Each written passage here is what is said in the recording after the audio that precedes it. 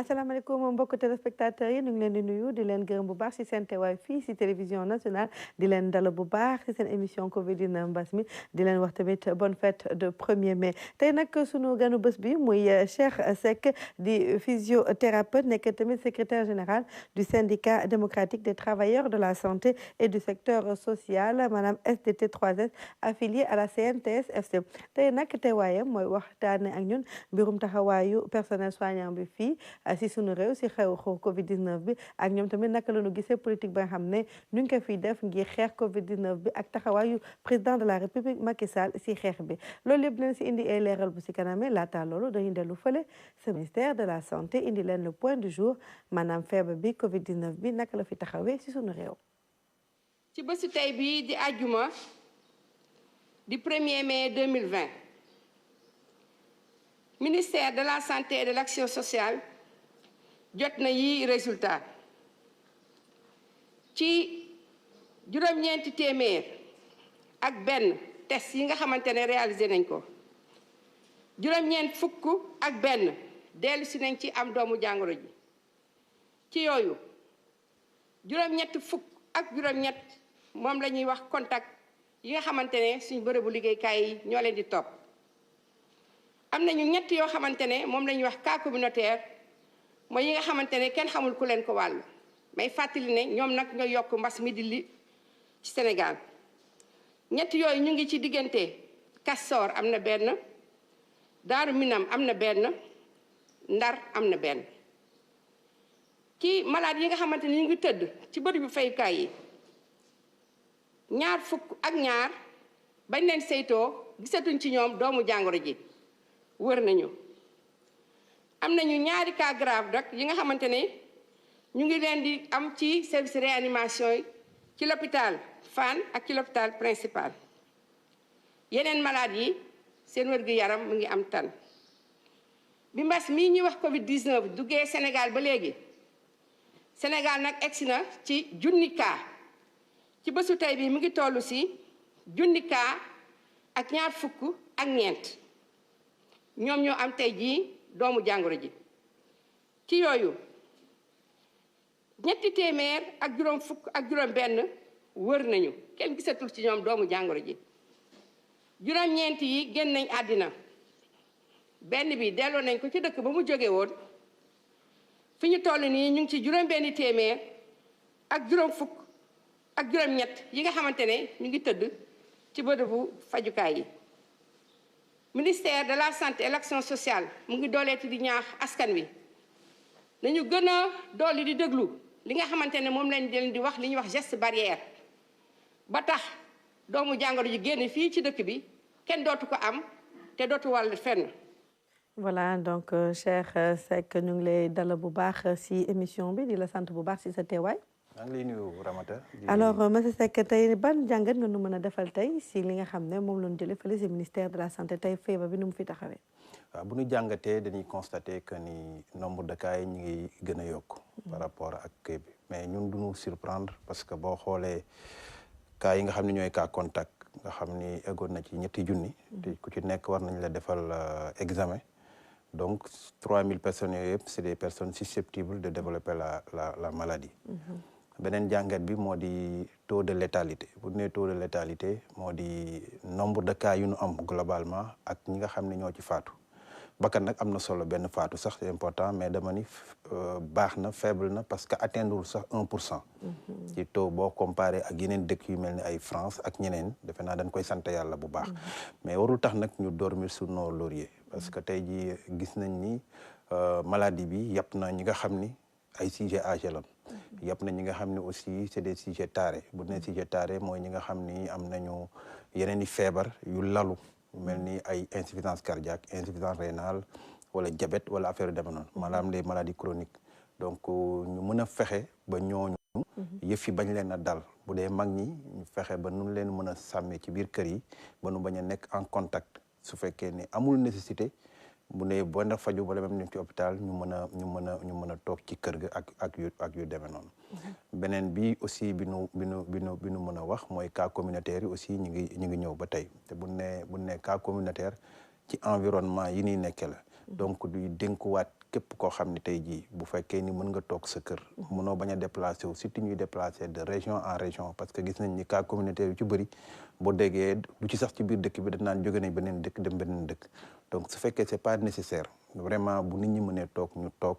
parce que bu ñu xasee ba éradiquer mbir mi rek defe naa ne ñëpp dinañ am jàmm loolu laa di am analyse. jërëjëf monsieur Seck nu wax a fàttali ñu kan effectivement sa teewaay fii moo di ko tey le 1er mai donc fête du travail tey nag xam nañ ne fête bi moom amul li nga xam ne daan nañ ko def muy lépp luy défilé ak yeneen organisation yi xam ne daan nañ ko def yow ban jàngat nga si mën a am tamit. waaw dama bëggoon profiter ci occasion bi pour saluer képp kuy liggéeykat di commencer ci liggéeykat yi nekk fii RTS. parce que liggéeykat yëpp la. di saluer suma secrétaire général bu central. muy Cheikh Diop. nga xam ni moom ak yeneen camarades secrétaires généraux yi nekk ci coalition des syndicats. xëy na tey jii waroon na fekk fii ñuy feetu 1er mai. di def fii débat ak lépp malheureusement gis ngeen li xew. ci monde bi yëpp pratiquement tey kenn talul fet parce que rassemblement la ñuy bañ. mais ça n'empêche pas que ñu am fàttaliku aussi ci travailleurs yi nga xam ne ñoo nekk ci secteur de la santé di liggéeykat yi. fu ma waxee syndicat nag dama jiite syndicat bu ñuy wax SDT 3S mais aussi dama cadre bu ñuy wax cadre unitaire des syndicats de la santé pour la justice sociale mu am 5 organisations syndicales yoo xam ne ci la ñu bokk. mu am ay camarades yoo xam ni ñoo am qualité ci man jiital ma muy ñoom camarade Farba ak ñoom camarade Arouna ma leen di nuyu au passage. di leen sargal aussi ci feetu 1er mai bi. di sargal aussi képp kuy liggéey kat ci kër docteur ak foo mën a nekk fii ba Fongolimbi fii ba Saraya parce que tey jii zone yi gën a reculé ci Sénégal boo demee ba Missirah Dantina ba Missirah Sirimana wala nga dem Diawara. tey jii ay infirmiers ña nga fa ay sages-femmes ña nga fa. te ñooñu tey jii waxuma la mbas mi nekk fii mais ñoom ñooy vacciner xale yi ba tax tey benn épidémie la ñu wax mais tey jii gisatoo ay épidémies yu mel ni ay rougeole gisatoo ay épidémies yu mel ni ay coqueluche ay diphtérie parce que ñoom ñooy wër ci village yi di génn xale yi di leen ñàkk ba feebar yooyu doo ko dégg en tout cas amul explosion donc gàcce ngaalaama ñooñu nga xam ne tey jii ñoo nekk ci àll te par yenn saa yi duñu am sax courant bii ñu am nii duñu am ndox bu baax te seeni volonté rek ak seeni bëgg-bëgg moo tax ñu bëgg rek pour faj donc ñooñu aussi dama leen di sargal ñëpp ñu nekk ci hôpitaux yi di commencé sumb hôpital ba nga xam ne laay liggéey ci personnel hôpital Idrissa Pouye yëpp maa ngi nuyu ñëpp di leen sargal aussi ci feetu 1er mai bi. merci beaucoup. ñu wax tamit si personnel soignant bi si mbirum Covid 19 bi am na nga xam ne tamit ban approche yéen ngeen gis na ngeen jëlee tey Sénégal naka la yëngu si xeexu Covid 19 bi. waaw xeexu Covid xam nga man bu may wax damay analyser ci mbirum santé publique parce que am na lu ma ciy xam te dama ni approche bi ñuy njëkk a wax mooy approche communautaire. loolu dès le départ ñun loolu moo doon suñu position approche communautaire moo di tey ji feebar bi bu xamee épidémie dañ koy wax comme lu ñuy wax daay bu xasee ba tàkk defe naa ni boo jógee nga da ngay fay daay bi te créé lu ñuy wax pare-feu la ngay fay dina fay mais beneen foyer mën na judduwaat donc xëy na au début approche bi ñu defoon approche yaakaar maladie ñaata malade la ñuy am mais xëy na loolu weesu nañ ko donc fii lu am approche tey jii c'est le cadre communautaire et c'est important que ñu mën a wax pour mën a régler approche boobu waaw. Nous profitons rek si pirum 1er mai fête du 1er mai dans ce contexte Covid 19 bi tamit lancer benn message ba xam ne sa beneen camarade moo di Giro moo ko fi def muy sur les festivités tamit liées à la fête internationale du travail suspendu occasion la tamit pour secrétaire général bu CNTS aussi souhaiter une bonne fête aux travailleurs de la santé mais aussi aux autres travailleurs moo di Giro tamit nu déglu ko ay kàddu yi nga xam ne daxa ba moo nu ko indil. tey ba moom ci boppam. ci mbas bi nga xam ne moo dal sunu réew dal ko ci àddina bi mu am xalaat ak xel jëmle ko ci liggéeykat dañ koy gërëm sant ko war na ne rek xelam mi ngi ci liggéeykat yi donc dañ ko ciy gërëm sant ko ci rafetlu nañ ko en tout cas di buy sañoon sax 1er mai bu ne en tout cas muy def adresse jëmale ko ci liggéeykat yi ndax loolu aussi dañ koy soxla daf ñuy neex waaye aussi day gën a jàmbaarloo nit ñi ci ñu nekk ci waar liggéeykaay bi. sama gis-gis mosuma fekkee jamono ju mel nii boo xam ne bi dafa naan selaw liggéeykat yi génn ñu ci sunu réew def 1er mai wala dem déposer sax kay débat ñu ne defuñu ko donc loolu vraiment mosuma yëg fu mu amee ma fekkee ko te aussi ñu ngi fi xaw a yàgg tuuti mais gisuñu ko. ndax bala nga naan feet fekk xol baa ngi ci feet bi waaye xol yi nekkul ci feet dañ ko tuddee feet waaye tey kenn xolam nekkul ci feet ndax nit ñi liggéeyu ñu jaaxle am na nit ñaa ngi dee te virus bi moo ko def am wala ñu tëdd kii di ñaanal yàlla ñi nga xam ne ñi jóge nañ fi ci mbir yi ci conditions yi yàlla yërëm leen ñi nga xam ne dañuy faatu ndax virus bi ñi nga xam ne ñi aussi ñu ngi tëdd yal na yàlla fëgg seen bopp dafa leen jàmm sàmm leen di wax ni aussi 1er mai feet la suñu feet bëggeewuñ ko woon nii waaye ni mu demee mënuñ def lu dul lii kon ñu profité ci aussi sargal ci bés bi képp koo xam ne liggéeykat nga boo xam ne yaa ngi Sénégal wala bitim réew di la ñaanal di la massawu ba pare di la souhaiter aussi bonne fête comme on le dit mais dans le confinement mais ñu beral loxo ñi nga xam ne ñu aussi ñooy liggéeykatu santé bi ñu jël ci ministère bi médecin yi ba ci suuf parce que ñooñu ñu ngi liggéey ñoom di jëmale ko si ñun pour aar ñu waaye contact direct ak virus bi ñoom ñoo koy def parce que ñoo nekk ak malade bu am feebar bi ñoo leen di faj ñoo leen di toppatoo ñoo leen di nettal donc ci kaw ba ci suuf ba ñi nga xam ne yore personnel suspect di nettoyer di entretenir di assister mais infirmière médecin yi yëpp professeur yi def recherche yi ñu ngi leen di jaajëfal di leen gërëm di leen sant suñu gërëm suñu sant amul app ci boobu ba pare di leen encourage di wax ni defaluñu ko seen réew lañ ko defar yal na leen yàlla taxaw aussi musal leen ci corona bi. ñoo ko déggandoo kon mu dégg ko déjà mu revenir si message du président de la république bi Macky Sall ak tamit delloo di leen sargal yéen nga xam ne yéen a liggéey si domaine santé bi moom mi di ñëwaat nag si message du président de la république Macky Sall yéen tamit noonu lañ gisee yéen mesures yi nga xam ne président de la république Macky Sall jël na ko si mbirum Covid 19 bi. waaw am na ci mesures yi nga xam ne président jël na ko ñu ngi koy rafetlu bi ci njëkk moo di déglu ñi nga xam ni ñoom ñooy acteurs yi parce que defe naa ni xëy na état. yaatu na mais intérêt yi dina bëri par yenn saa yi am na dëkk yoo xam ne tey jii lu mel ni comme ay États-Unis wala ay Brésil gis nga fi manifestation yi nga am parce que ay gouverneurs jël nañ décision ne dañuy confiner nit ñi mais pour des raisons économiques am na ñoo xam ne ñu ngi def ay calcul économique ñu def ko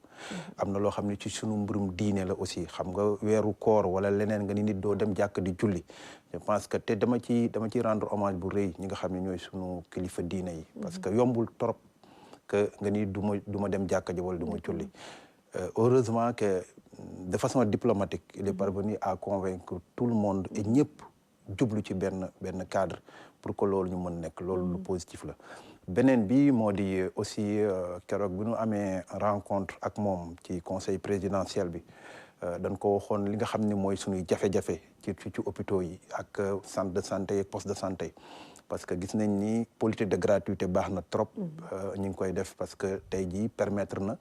ay nit ñoo xam ni tey jii am na ñetti feebar mën na am insuffisance rénale amandoo insuffisance cardiaque wala am tension mais bu njëkk daawuñu sawar dem hôpital parce que dañuy ragal sonal seen i njaboot dañuy toog di xaar mais léegi ak plan Sésame def na ko mais bu fekkee politique de gratuité baax na ci ñoom mais su fekkee ni aussi état du rembourser aussi dafay nekk loo xam ne day sooxalee hôpitaux yi bi ñu demee ñu wax ko ni vraiment affaire boobu mi ngi bëgg a sooxal structure sanitaire yi vraiment ñu gis une oreille attentive ci moom parce que science tenante la wax ministre du budget pour nu mu mën a def ba rembourser dette yu nekk en tout cas créance yi état yor ak yooyu ministre du budget aussi bu ñu xoolee enveloppe globale de intérieur bi c'était 35 milliards mu wax ni lépp dina ko effacer loolu vraiment c'est quelque chose de très positif ñuy saluer beneen bi aussi muy jëm ci personnel bi aussi am na motivation boo xam ni génne nañ ko fan yi jox ko pour sawarloo nit ñi indi nañ ko xëy na am na ñoo xam ne aussi des na te loolu du président de la république je pense que c'est au niveau du ministère de la santé pour fexe képp koo xam ne tey jii yaa ngi xëy di yeewoo kër docteur di fa sonn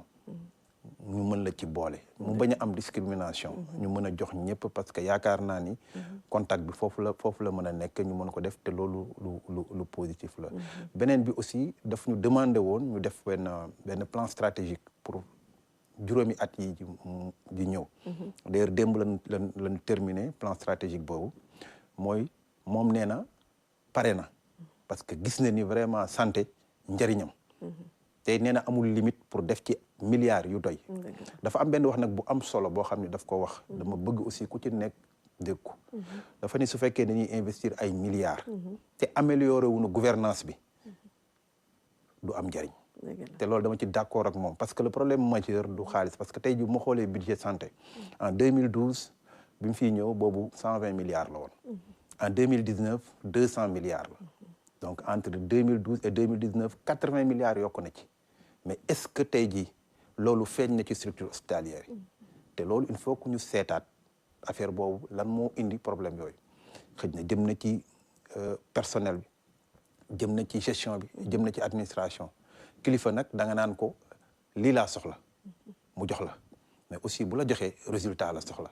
donc ñun ñi nga xam ne ñun la ñu jox nañu fexe ba la mu yaakaar ci ñun indil ko résultat te loolu lu am importance la. te loolu mooy luy dëgg nag te yéen tamit gis na ne c'est vrai que yéen a ngi saluer li nga xam ne chef de l'État Macky Sall def na ko mais lan ngeen yaakaar ne tamit xëy na buñ ko si yokkee wala buñ ko si xoolaate dina gën a defaraat seen liggéey bi si. waaw yaakaar bi moo di lenn. xam nga tey jii am nañ nopp bu ñuy déglu bu baax. problème bu ci njëkk dama ni problème personnel bi mooy doyuñu. xam nga tey jii bu ne 140 000 fonctionnaires ñoo ci am. ñu ne ñi ci ëpp enseignants lañ te 97 000 lañ. bu ne santé 8 000 la war na mën a titloo ku nekk. donc te à côté am na ñoo xam ni ñi ngi dëkk yooyu ma la doon wax sànq. ñoom ñoo fa nekk tey jii boo demee ba côté Matam Kanel wala foofu 80% personnel bi yëpp pratiquement ay contractuels la. et contractuel lu ministère de la santé la. defe naa ni président toogoon na ay moment mu jël koolu volontaire vacataires yi. toll nañ ci 20 000 40 000 jël ñoom ñëpp intégré leen dans la fonction publique utal leen corps d'accueil. te ñooñu peut-être amuñu woon diplôme d'état te ñii ay médecins lañu ay infirmiers lañu ay sages-femmes lañu am nañ diplôme d'état te bëriwuñu. je pense que mesure bi président mën a jël muy motivation en dehors de li mu def. bu ne woon tey jii rek ñooñu di contractuel yëpp. ñoom ñëpp dugal ne leen dans la fonction publique. defe naa ni tey jii agent de santé bi nañ am satisfaction boobu benn point la beneen bi. nit ku nekk am na plan de carrière. te carrière boobu. ba ci da nekk ci organisation africaine de la santé. tey jii nit ñi am seen i carrière dem ba doctorat. te tey jii bu ñu ñëwee dañu war a am avantage ñu reclasser leen dans le nouveau corps. je veux parler des anciens techniciens supérieurs de santé nga xam ne créé nañ corps administrateur de soins.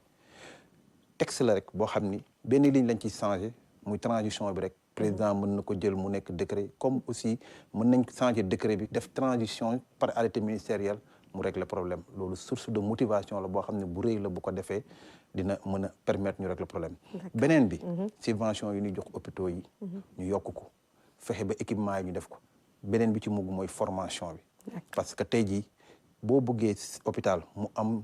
service de qualité il faut impérativement mu am personnel de qualité te personnel de qualité da nga koy planifier mooy def formation tey ENDSS dañ ko war a joxaat gëddëm tey jii boo demee école police képp ku ñu fa formé boo génnee dañ lay dugal dans la fonction publique dañu bëggaat président de la république mu ne ENDSS nga xam ne mooy formé infirmier wala centre régionaux yi am nañ 6 yu nekk ci région ñuy formé infirmier ak sage-femme yi mu ne képp kuy sénégalais ku fa génneti léegi dañ lay dugal directement dans la fonction publique defe naa président bu defee loolu je pense que motivation bu rëy la boo xam dina jëm ci personnel bi te loolu ñu ngi koy xaar ci ñoom d'accord merci beaucoup monsieur Seck ñu dem léegi si benn élément ba xam ne Mame Moussa Niang moo ñu ko defal si mbirum comité de suivi bi xam ne dañ ko mettre en œuvre de mooy comité de suivi de la mise en œuvre plutôt des opérations de force Covid-19 moom moo tenir première réunion bu njëkk devant tous les 30 membres le général François Ndiaye muy président comité bi amal na fa waxtaan bu am solo nu déglu si Mame Moussa Niang ak Louis Philippe Sagna. toll nañu ci fanweeri nit yi nga xam ni bokk nañu ci comité de suivi bi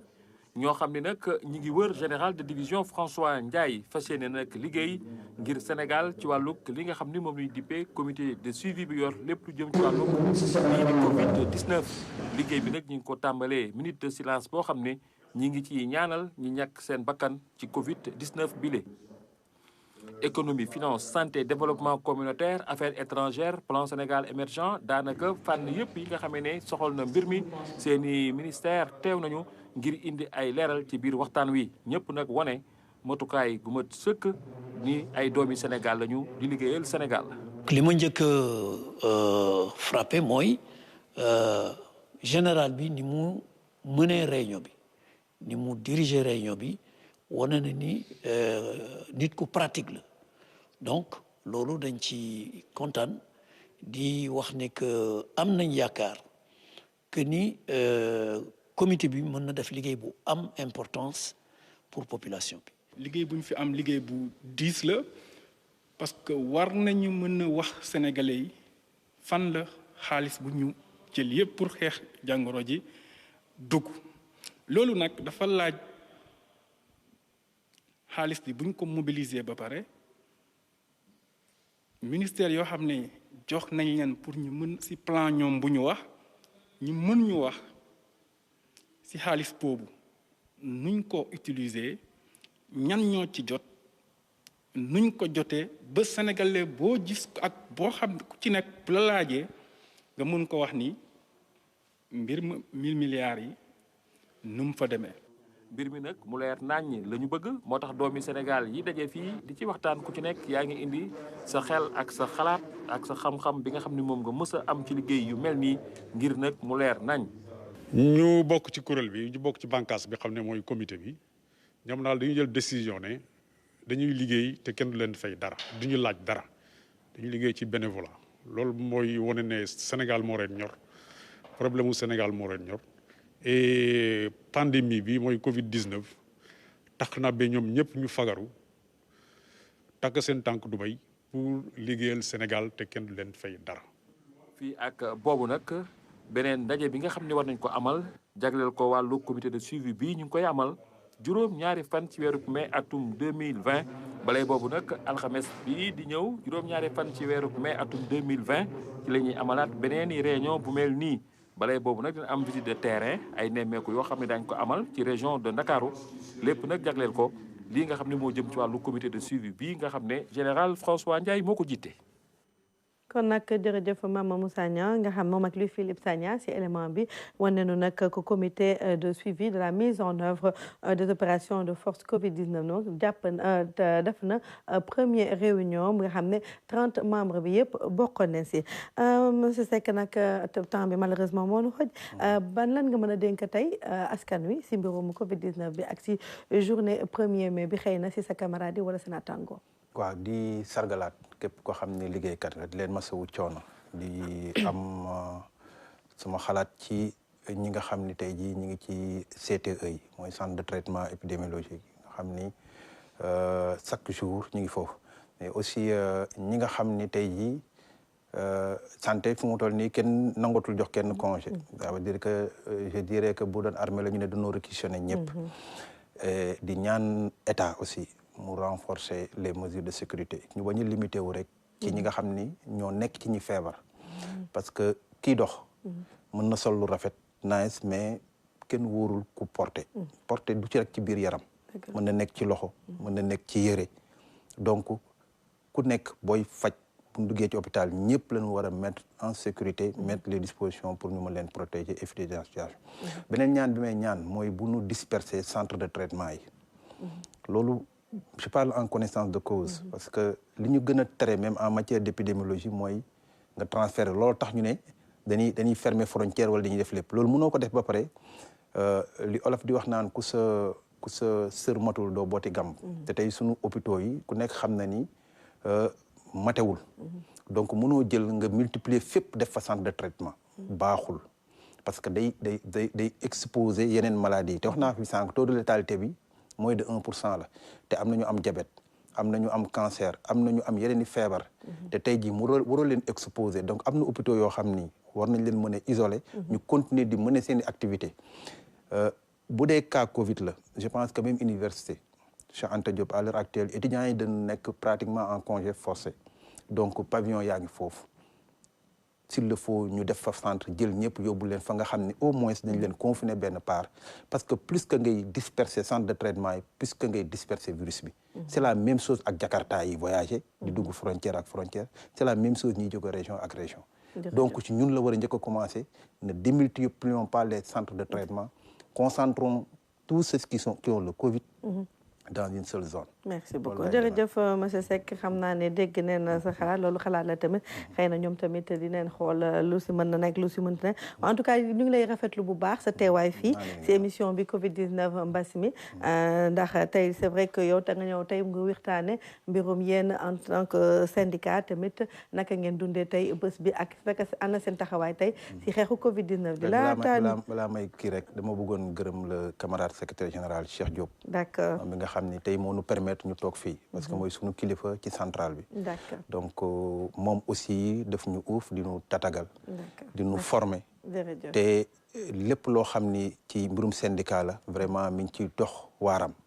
ko gërëm vraiment di ko sant au nom de tous les travailleurs. waaw merci beaucoup à monsieur Diop tamit ñu ngi lay nuyu di la gërëm di la sant bu baax tamit monsieur Diop alors balaata nuy ngeen dem rek ñu dem fële c'est Allo Diaspora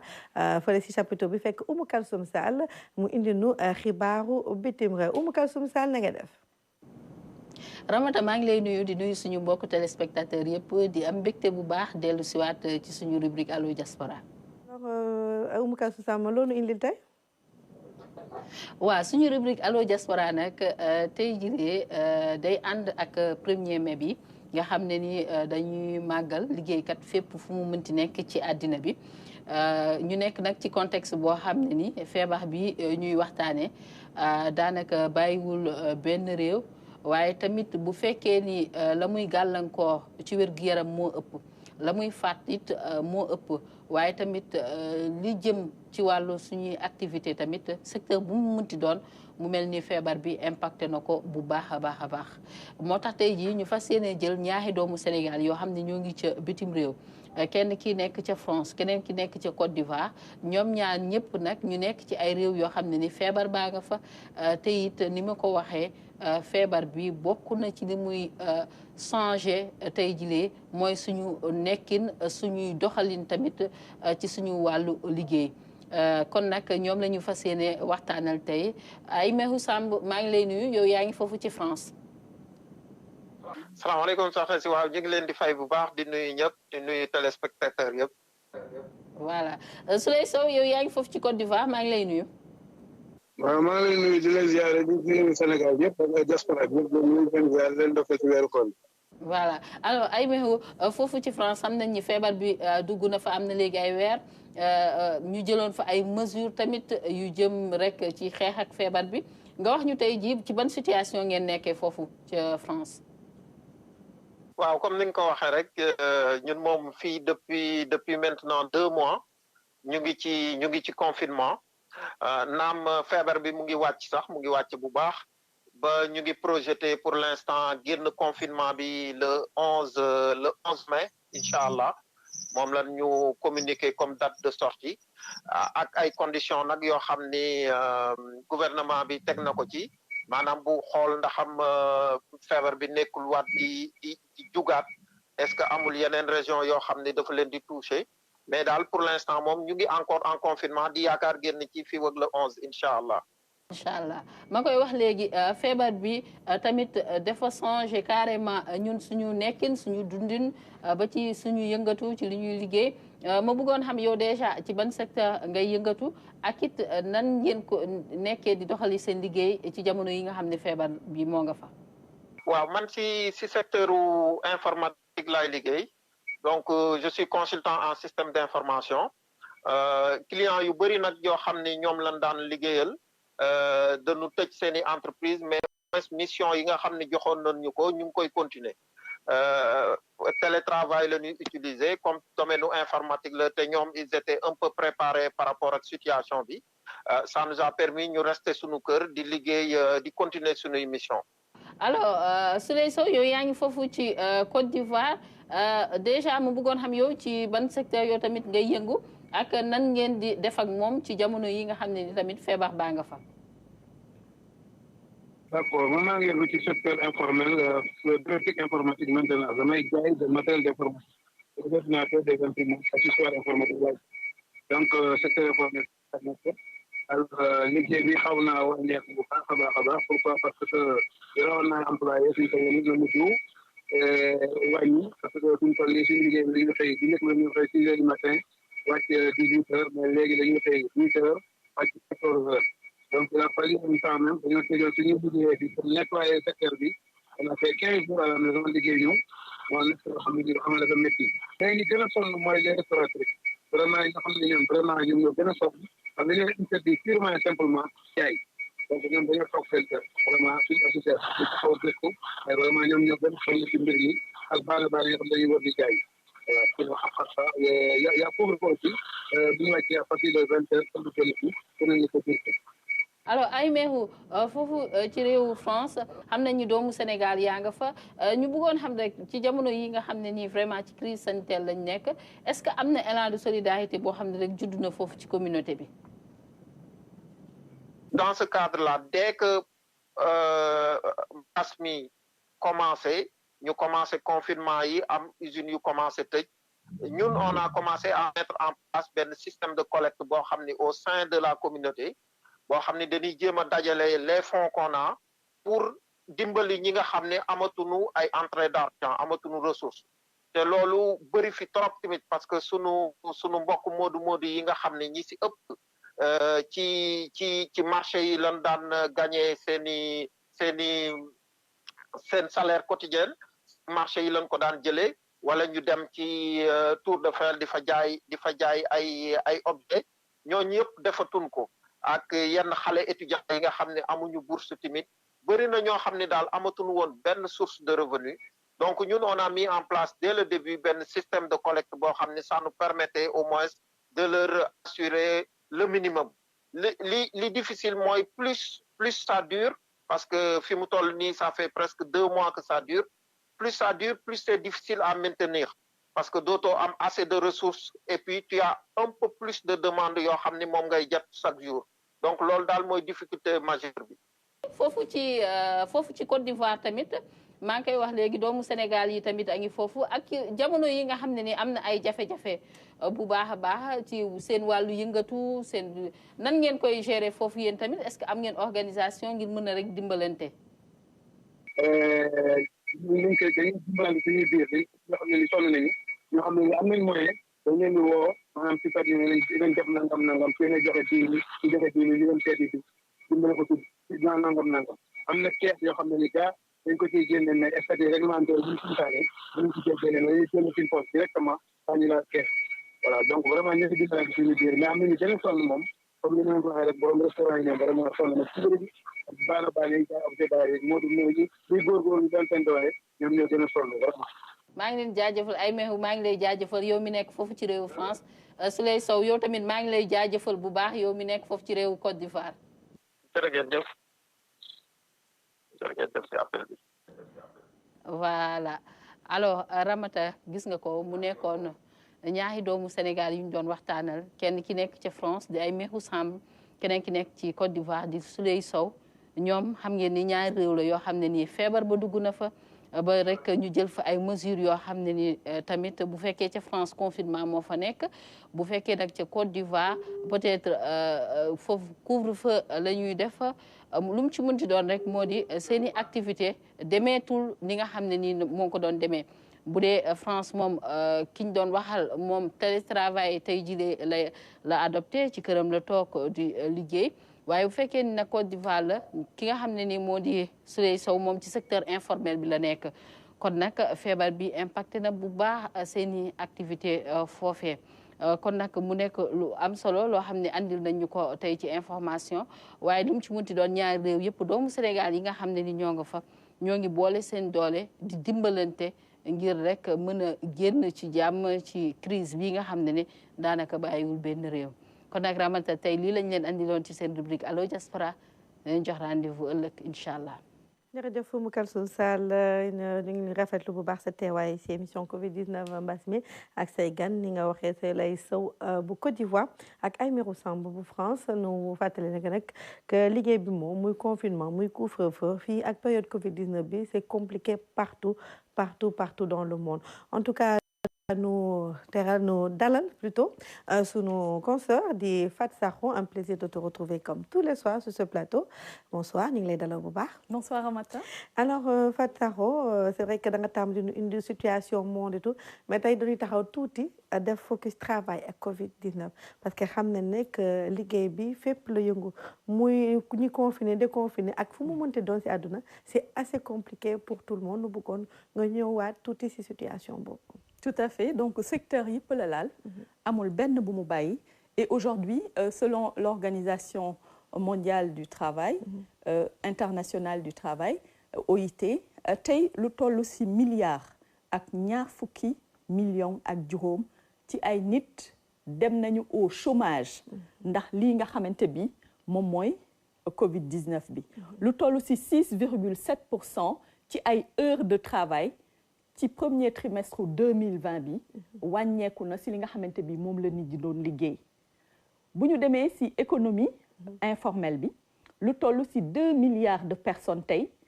Covid-19 bi impacté na leen sans compter 3,3 milliards de personnes yi nga xamante bi ñoo bootu si ginnaaw ñiy liggéey ñoo xam ne tey tamit impacté wu nañu ci lii nga xamante bi moom mooy Covid-19 bi kon liggéey dafa mel ni àdduna bi yëpp mooy liggéey économie bu ñu si duggoon si ay chiffres xam naa dañuy daanu teer parce que boo demee si secteur yu bëri tey dañu wàññi seen ay emploi ñii dañu wàññi ay seen salaire ba nga xamante bi aujourd'hui on parle d'effets catastrophiques sur le temps de travail ak revenu yi nga xamante bi moom la liggéey bi doon am ci secteur yëpp nag bu ñu jógee si loolu mu ne secteur yi nga xamante bi tey moom la gën a laal mooy hôtellerie restauration industrie manufacturière activité commerciale commerce détail bi surtout comme ñi nga gis nii léegi kooku doon wax foofu ne moom mi ngi ci affaire u def détail ak informel bi ak activité administrative yëpp parce que boo gisee administration a pratiquement boo xoolee ci suñu réew ak yi ñu wër nga xamante bi aussi impacté na ko bu baax a baax kon Covid bi li nga xamante bi moom la nërmeel ci économie ak wàññi ko ci liggéeykat dafa jéggi dayo ba nga xamante bi tey OIT mi ngi ne ci réew yu développé wala yu nekk en développement yëpp dañuy parler de catastrophe économique waaw xamuñu sax ci ñaata at léegi la ñuy war a rattraper lii nga xamante bi moom la ñu perdre ci diggante ñetti weer yi nga xamante bi moom la feebar bi jàpp àdduna bi ba tey mi ngi digle ne buñ ciy génn il faudra que gouvernement yi état yi organisation yi ñu soutenir entreprise yi ak emploi bi revenu yi relancer économie bi ak emploi defaat aussi ay protection pour travailleurs yi ak seen milieu de travail comme Sénégal ni ñu waxoon ne que amuñu droit dàq kenn ci période Covid bi ak aussi ñu xool naka la ñuy waxtaane bu baax a baax diggante liggéeykat yi entreprise yi ak gouvernement yi ba nga xamante bi dinañ mën a relancer économie bi ak entreprise ak liggéey de façon générale mais lii nga xamante bi moom moo fi jóge ci diggante ñetti weer yi OIT mi ngi ne gisuñu woon lu mel nii depuis deuxième guerre mondiale donc vraiment tey emploi nërmeelu na comme ni économie nërmeeloo comme ni yeneen secteur ci àdduna bi nërmeeloo. merci beaucoup Fat Sakho leeral yi am na solo torop surtout ak période bi ak bés bi tey nga xam ne mooy fête du travail alors nu ñëw encore si pour le point cartographie bi nga tàmmoon di def le point dans le monde moom tamit naka la fi taxawee tey ndax mën nañ am yaakaar wala ndax tey tamit jar nañu toogaat xoolaat suñu bopp. waaw bon ba tey mi ngi fotalu di dem ñu ngi si 72 380 nouveaux cas. buñ koy xayma par rapport ak démb nag tane na ci ñetti junni ak juróom benn téeméer ak juróom benn saa yu ne tane na rek nga reetaan nag xam naa ñu bëri aussi waaw parce que nag dañu bëgg mu dellu ginnaaw mais feebar bi ak ni mu bindoo ak ni muy duggeek di yéeg ak a wàcc ba tey kenn mënu ko maîtriser même si de plus en plus ñu ngi dégg dëkk bu nekk mi ngi naan mi ngi développer ay traitements espérons que dina concluant sinon ñi nga xamante bi ñoo fi ñàkk seen bakkan toll nañ si ñaari téeméeri junni ak fanweer ak juróom-ñaar yu teg téeméer ak juróom-ñett fukk diggante démb ak tey bu ñuy xayma li fi génn wala li fi dëddu toll nañ si juróom benn junni ak ñetti téeméer ak juróom-ñaar fukk ak juróom benn ñi nga xamante bi ñoom ñoo fi jot a wér ñu ngi leen di xayma si million ak juróom-ñaari fukki junni yu teg juróom-ñaari téeméer ak juróom-ñeent fukk ak ñaar ñi nga xamante bi kon ñoo fi dund tey ak doomu jàngoro bi toll nañ ci 2 millions ak juróom-benn fukki junni ak ñett yu teg ñeenti téeméer ak juróom-ñaar fukk ak juróom-ñaar bu ñu xoolee globalement bi sa 2 millions yi moom léegi passé nañ ko ba tegaat na ñetti téeméeri junni ak ñaar fukk ak benn yu teg ñeenti téeméer ak ñaar tey nii la fi feebar bi tëddee si àdduna bi diggante démb ak tey li fi laale si nouveau cas yi moom mooy loolu noonu 72 380 cas te naka la fi taxawee nag par dëkk États-Unis moom ndeysaan waaw États-Unis ba tey rek moom moo nekk ci bopp bi ak million ak juróom-ñeent fukki junni ak benn yu teg fanweer ak juróom-ñett ñoom ñoo fa laale ak doomu jàngoro ba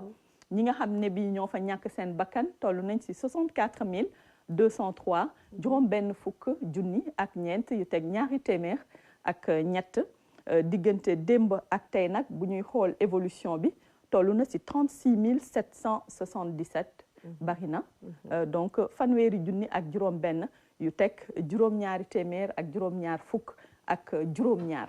ñi nga xam ne ñoo fa ñàkk seen bakkan diggante démb ak tey toll na si 2486 ñaari junni ak ñeenti téeméer ak juróom-ñett fukk ak juróom-benn kon bari na diggante démb ak tey bu ñuy xool évolution bi daanaka si junni la parce que mi ngi toll si juróom-ñeenti téeméer ak juróom-ñaar fukk ak juróom-benn kon États-Unis dafa mel ni ba tey yëf yi seddagu fa. tout à fait ñu ñëw léegi si Espagne.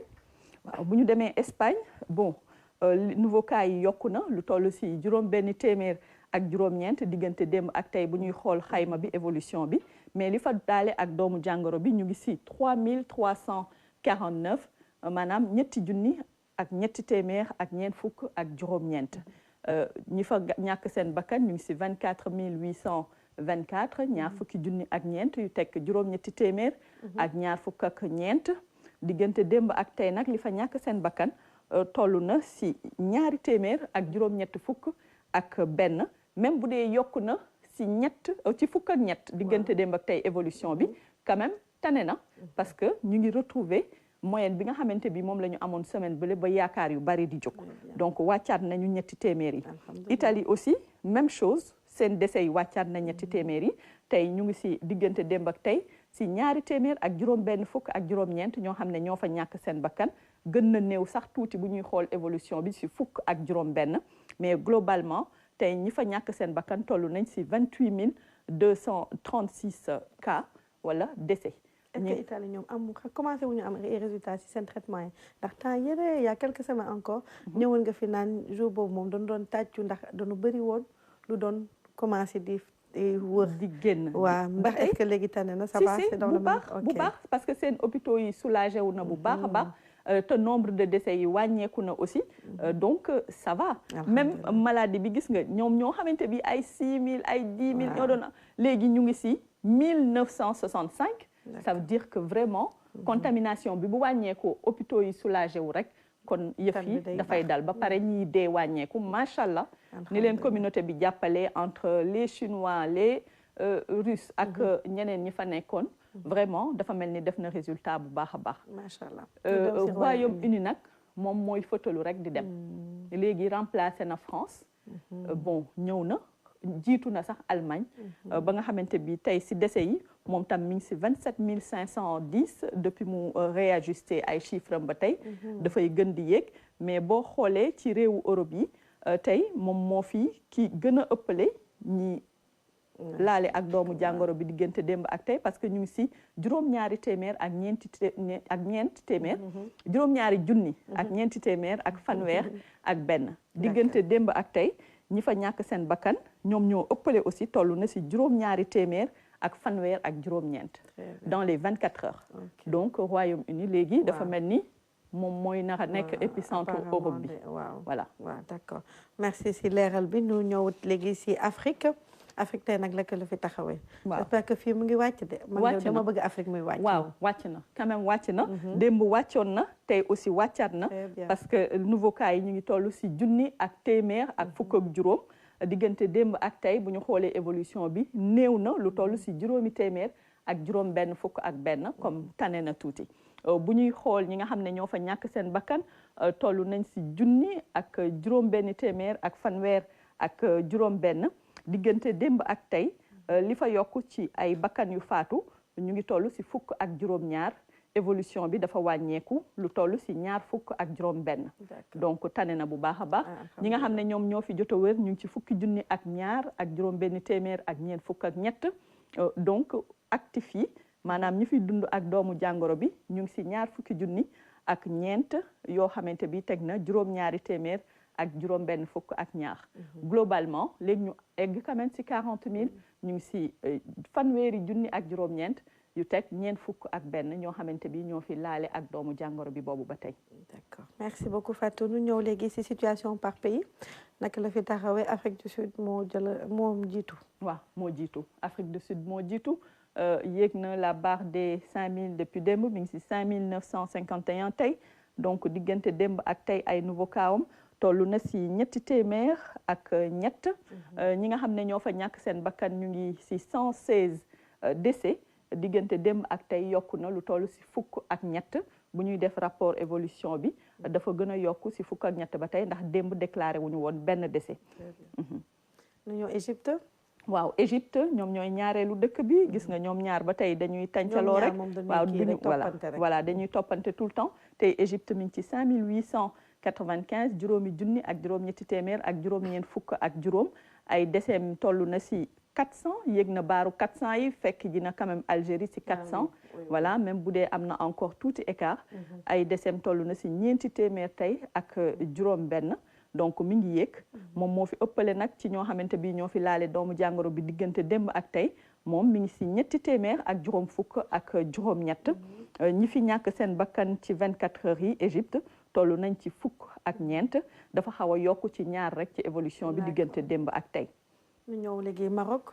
waaw Maroc moom mi ngi si 4529 ñeenti junni ak juróomi téeméer ak ñaar fukk ak juróom-ñeent ay décès mi ngi si téeméer ak juróom-ñaar fukk ak benn diggante démb ak tey kenn rek moo si yokku ñuy sant bu baax ñi nga xamante bii nag ñooy nouveau cas yi ñu ngi ci 170 évolué na lu toll si 132 quand même parce que démb évolution am tuuti woon na ci contamination bi mais tey dafa fëtalu tuuti. tey dafa fëtalu mais si kii bi seen cas yi ak seen décès yi ak seen prise en charge xawul stabiliser tuuti amul changement tuuti. waaw parce que bon peut-être mun nañu ñëwaat après si actif yi mais autant. ñi nga xamante bi ñu ngi am ay contamination mais Maroc quand même bokk na ci dëkk yi nga xam ne aussi seen chiffre actif dafay évoluer tous les jours ñi ñuy faj aussi dafay bari. d'accord waaw alhamdulilah ñu ñëw ci Algérie alors comme ñu ngi faj ñoom. par contre Égypte moom ñi mu am ak par rapport ak li muy faj bariwul du tout moom ak Algérie ñoom ñoo xaw a yem ka ak Afrique du Sud. donc gisaguñu yoon bi ñoom. waaw bon. xam naa ñu ngi siy liggéey. waaw ils réfléchissent comme on dit. certainement ñu ñëw Algérie. Algérie ñu ngi si 4154 cas ñeenti junni ak téeméer ak juróom fukk ak ñeent décès yi toll nañ ci 453 ñoom ñoo fi ëppale si continent bi diggante démb ak tey ñi nga xamante bi ñàkkaan nañ fa seen bakkan nag ñett rek la ñuy xool ñoom ñu ngi stabiliser même sur le plan évolution tamit dañuy stabiliser de plus en plus tey lu toll si téeméer ak ñeent fukk ak juróom-ñett ñoo fa laale ak doomu jàngoro bi am na léger mieux rek wàññeeku na si fukk par rapport ak démb. merci beaucoup si information ñu ñëw léegi CEDEAO CEDEAO naka la fay évoluer moom tamit. waaw par rapport ak démb am na yokkute bu tuuti fanweer ak benn yoo xamante bi yokku nañ si woon démb bon tey ñu ngi am évolution wu juróom-benni cas ak ñaar fukk ak ñeent ñooy nouveau cas yi wala ñaar fukk ak juróom ñi nga xamante bi ñoom ñoo fa ñàkk seen bakkan toll na si ñaari téeméer ak ñeent fukk ak juróom donc diggante démb ak tey nag lu toll si fukk ak benn rek ñoom ñoo yokku ci chiffre décès boobu tey ñi fay dund ak doomu jàngoro bi ñu ngi toll si juróom-ñaari junni ak téeméer ak fanweer ak ñaar ñoom ñooy dund ak doomu jàngoro bi si zone bi mais bu ñu xoolee tey CEDEAO dëkk yi nga xamante bi ñoo fi gën a fees ak doomu jàngoro bi ba tey Ghana la mi ngi am ñaari junni cas ak juróom-ñaar fukk ak ñeent yéeg na depuis bërki démb si baaru 2000 yi ba tegal Nigéria moo si topp moom tam léegi mu egg si ñaari junni tey mi ngi si 1932 dafa yokk nag diggante démb ak tey lu toll si ñaari téeméer ak fukk ak ñaar bari na Guinée tamit même chose 1537 depuis démb jël na place Côte d'Ivoire si podium bi moom moo nekk 3e au niveau de la CEDEAO diggante démb ak tey yokkule na lu mot si téeméer ak juróom-ñett fukk ak juróom-benn kon Guinée doomu jàngoro bi fi jiitu wàññeekuwul dara. waaw la ñu ràññee tey ne Nigéria enregistré na 7 décès. ñeneen ñi nga xamante bi ñi fi ëpp à part CEDEAO moom moo Nigéria moo fi ëpp ay décès ci CEDEAO bi Burkina moo si topp ak ñeent fukk ak ñett Niger daal di si topp ak fanweer ak ñaar Nigéria moom mi ngi si 58 daanaka 60 personnes ñàkk nañ fa seen bakkan zone bi yëpp moom moo fi ëppale ay décès. waay ñu ñëw Sénégal kon xool ñun tamit naka la fi taxawee. c'est vrai que ñu ngi dégg ne cas yaa ngi yokk. waaw cas yi yokku na encore parce que de plus en plus ñu ngi yokk nombre de tests bi par jour. démb ak tey ñu ngi def 901 tests. li nga xamante bi ñoom ñoo si positif toll nañ si juróom-ñeent fukk ak benn.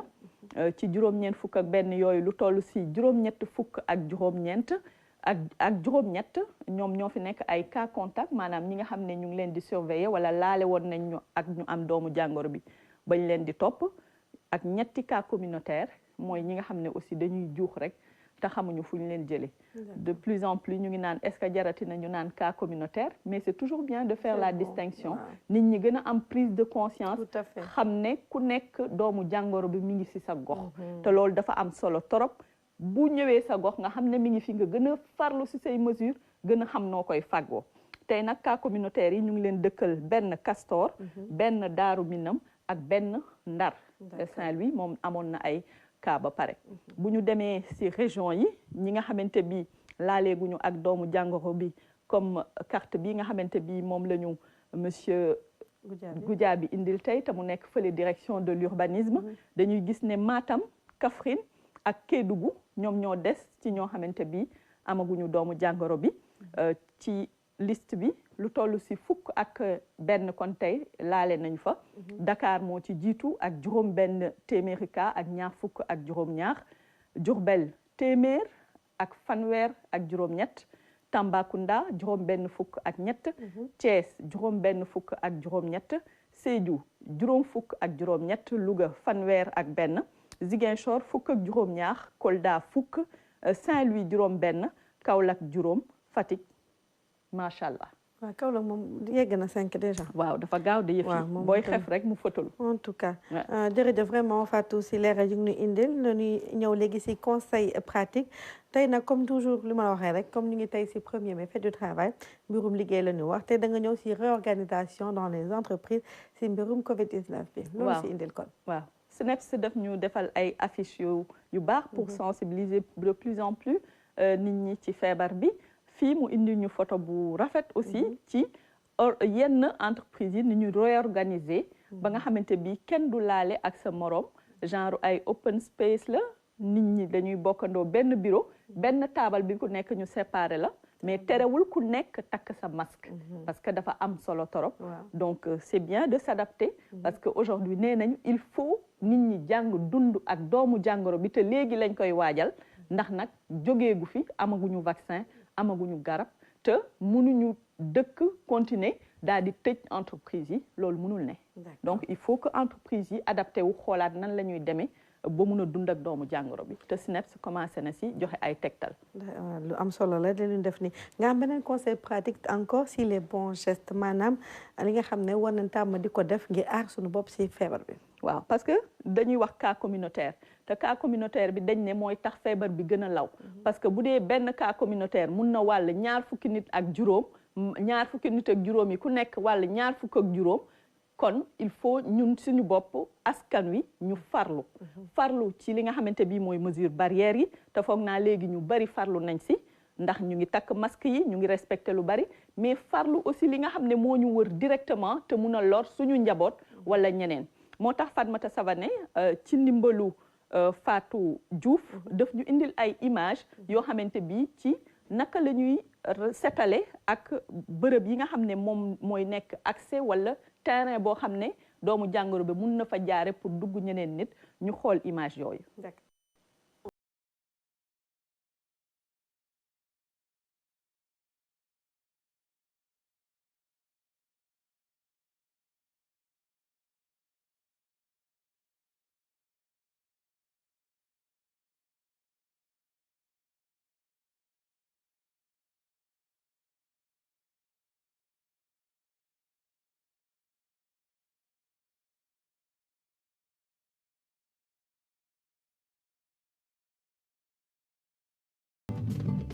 kon muy lu am solo waaw vraiment de belles images mooy njëkk a jot booy agsi si kër. exactement ku si nekk ak fu mu mënta dem nag mu sori ba mu gàtt rek buntu bi ngay dégg. suba ba ngoon buntu bi dafay ubbeeku di tëju. même bu dee nit ñi dañu yemale seen dem ak seen dikk génn bi mënta ñàkk. donc di ko nettoyer lu am solo la. ça ce sont les bons gestes. waaw ce sont les bons gestes di fàttali peut-être qu'il faut le faire plusieurs fois dans la journée tamit.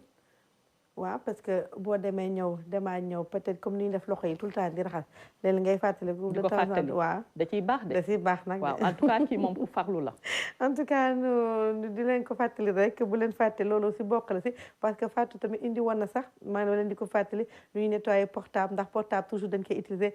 seen caabi yi tamit loolu yëpp waxoon nañ ko dina baax nag ñu koy fàttali Fatou nga si ñëwaat. de temps en temps ñu ci ñëwaat ak ay images yu mel nii sur les bons gestes. d'accord ñu ñëw léegi si Coro News yow nga ne tey aéronautique dafa impacté si Covid-19. waaw li ñu doon wax rek ne amul benn secteur tey bu feebar bi bàyyi et si wàllu économie tey secteur yi nga xam ne ñoo ëppoon doole dañoo nërmeelu aéronautique xam nga bokk na si secteur yi ëpp xaalis donc fi mu ne ñoom dañoo jaaxle parce que avion dematul woon dikkatul woon fan yi la ñu commencé ñenn ñi nee nañ dañuy dem ak a dikk te feebar bi dem ak a dikk rek la bëgg aéronautique lu mel ni ñiy defar avion yi Boeing ak Airbus dañu déclaré faillite daanaka parce que Boeing nee na moom dina licencier lu toll si 10% si ay effectifs am dans le monde donc c'est énorme Airbus moom mi ngi annoncé na dafa nërmeelu si lu toll si 15% si ay chiffre d'affaires am donc li mu ñàkk ci xaalis buñ koy xayma toll na si 481 millions de dollars